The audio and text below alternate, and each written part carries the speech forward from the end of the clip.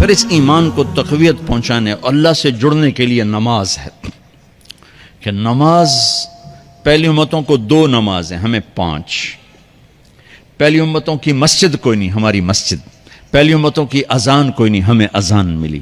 اور اذان اتنا بڑا عمل بنا دیا میرے نبی نے کہ آپ نے فرمایا کہ اذان دینے والا قیامت کے دن سب سے اونچے مقام پر کھڑا ہوگا۔ حضرت علی فرمایا کرتے تھے کاش میں اللہ کے نبی سے حسن حسین کے لیے مسجد نبوی کی اذان مانگ لیتا، یہ حضرت علی فرمایا کرتے تھے۔ اور جنگ قادسیہ میں مؤذن زخمی ہو گیا تو اذان دینے کے شوق میں سردار آپس میں الجھ گئے، کہتا میں دوں گا، کہتا میں دوں گا، پھر قرہ اندازی ہوئی جس کا نام نکلا اس نے اذان دی۔ حضرت عمر فرمایا کرتے تھے اگر میں امیر المومنین نہ ہوتا، اگر میں خلیفہ وقت نہ ہوتا تو میں مسجد نبوی کا مؤذن بننا پسند کرتا۔ کسی کو اذان نہیں ملی، ہمیں اذان۔ پہلا مؤذن بلال بنا، پہلے مؤذن اللہ نے بلال کو یہ عزت عطا فرمائی۔ دنیا میں یہ ہے اور آخرت میں یہ ہے کہ میرے نبی نے فرمایا کہ جب جنت میں جانے کا وقت آئے گا نا تو جنت کی میرے لیے سواری لائی جائے گی، میں اس سواری پہ بیٹھوں گا تو اس کی جو وہ رسی ہوگی نا وہ ایسے نیچے گر جائے گی، یہ نیچے گرے گی۔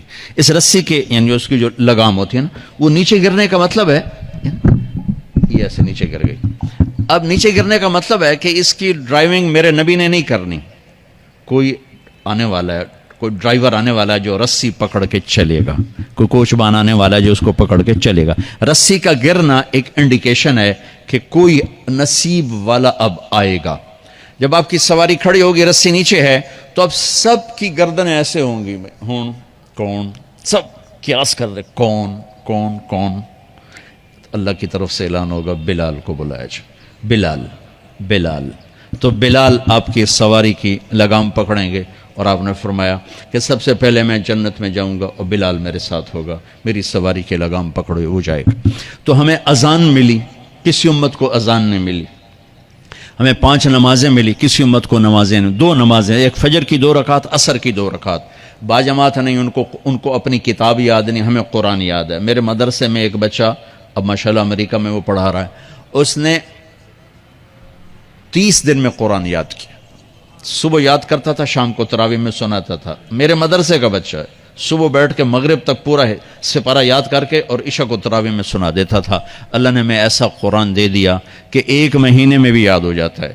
3 دن میں بھی ایک بزرگ نے یاد کیا، 3 دن میں قرآن یاد کیا۔ اللہ نے ہمیں قرآن کی دولت عطا فرمائی، پڑھنے کے لیے 5 نمازیں عطا فرمائی، تہجد کی نماز عطا فرمائی، اوابین کی نماز دی، اشراق کی نماز دی، چاشت کی نماز دی۔ نماز کے کتنے دروازے کھول دیے۔ اور میرے نبی کی آخری نصیحت تھی میری امت نماز نہ چھوڑنا، نماز نہ چھوڑنا، نماز نہ چھوڑنا۔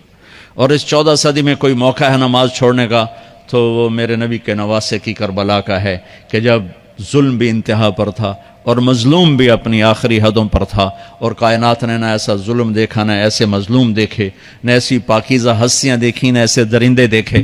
تو سورج ڈھلا، نماز کا وقت ہوا ہے، تو آپ نے سبحان اللہ، آپ نے زہیر سے فرمایا کہ شمر سے کہو نماز پڑھنے دے، نماز پڑھنی ہے، امت کو پیغام دینا ہے کہ یہ کسی حال میں چھوڑنے کا کام نہیں ہے۔ تو انہوں نے آگے بڑھ کے شمر سے کہا نماز پڑھنے دو، انہوں نے کہا نہیں نماز نہیں پڑھنے دیں گے، ہماری تلوار چلے گی۔ انہوں نے واپس آ کر کہا جی وہ کہہ رہے ہیں ہم جنگ نہیں روکیں گے، تلوار چلے گی۔ تو پھر یہ نہیں فرمایا اچھا چلو ٹھیک سر دیو، فرمایا اچھا آدھے نماز پڑھو آدھے جنگ کرو۔ آدھوں نے نماز پڑھی، آدھوں نے جنگ کی۔ پھر انہوں نے جنگ کی اور پہلوں نے نماز پڑھی، اور عصر سے پہلے سب کے سر کٹ کے نیزوں پہ چڑھ گئے۔ یہ وہ ہستیاں ہیں جن کو میرے نبی نے کہا میری آنکھوں کی ٹھنڈک حسن حسین، میرے جگر کے ٹکڑے، میرے جنت کے پھول، پتہ نہیں کیا کیا تشبیہات دی ہیں میرے نبی نے۔ اب جنت کے نوجوانوں کے سردار حسن اور حسین۔ اور پھر نماز نہیں چھوڑی۔ ان کو جنت کی بشارت تو ماں کے دودھ پیتے مل گئی تھی، کربلا کی وجہ سے نہیں ملی سرداری ان کو، وہ تو ان کے سر کا صحرا ہے الگ۔ ان کو سرداری جنت کے ملی ماں کا دودھ پیتے ہوئے کہ جنت کے نوجوانوں کے سردار ہیں حسن اور حسین۔ نماز نہیں چھوڑی میرے عزیزو، نماز نہ چھوڑ۔ اللہ کا شکر ہے، میں آپ بچوں کو دیکھ کے مجھے اپنا کالج کا دور یاد آ رہا ہے۔ ہمارے دور میں ایک نعیم الدین صاحب گورنمنٹ کالج لاہور میں تبلیغ کا کام کرتے تھے، اور وہ اکیلے ہی نماز پڑھتے تھے، کوئی نمازی نہیں ہوتا تھا، اور کسی لڑکے کی داڑھی نہیں تھی، کسی لڑکی سوا سے ایک نعیم الدین کی۔ اب ہر کالج میں جائے داڑھیوں والے بچے نظر آتے ہیں، ٹوپیوں والے بچے نظر آتے ہیں، کوئی لڑکی کے سر پہ دوپٹہ نہیں ہوتا تھا، کوئی ایجوکیشن تھی۔ اب لمز جیسی یونیورسٹی میں بھی لڑکیاں پورے برقعے میں ہوتی ہیں، حجاب میں ہوتی ہیں، نقاب میں ہوتی ہیں۔ جہاں برائی کا گراف اوپر گیا تو نیکی کا بھی اوپر گیا، جہاں برائی کا لیول اگر بڑھا ہے تو نیکی کا لیول بھی بڑا ہے۔ اتنا بڑا میری نسل کا مجمع اللہ کی بات سن رہا ہے، یہ اس دور میں کوئی تصور نہیں کر سکتا تھا۔